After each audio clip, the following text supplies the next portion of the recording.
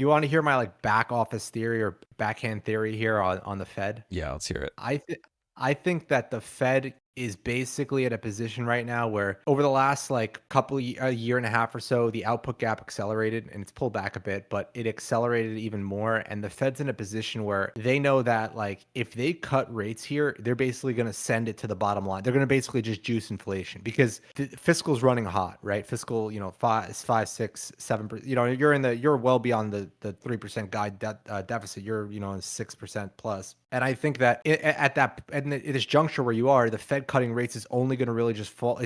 Remember, they're not cutting rates to stimulate anything because the economy is already running over capacity. So what are they cutting for, right?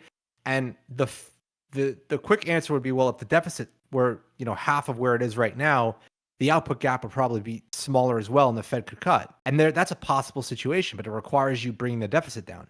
And the Fed can't come out, in my opinion, and based on what Powell is saying, he definitely doesn't want to sit on the stand and say, yeah, we're not going to cut rates until you cut the deficit, because that would be an implication that the Fed is trying to guide fiscal policy. And that's something that Powell wants to claim independence from. So I think that at the end of the day, if you were to sit in the closed room of the Federal Reserve when they have these meetings, it comes down to this. The Fed is almost cornered or pushed up against the wall based on fiscal to keep rates higher than they normally would. So Powell can basically allude to the fact that they're not cutting for above target inflation and tight labor. But what he's really saying is he can't cut because of fiscal. But he's not going to say that just that outright. And I think that's where the Fed is right now.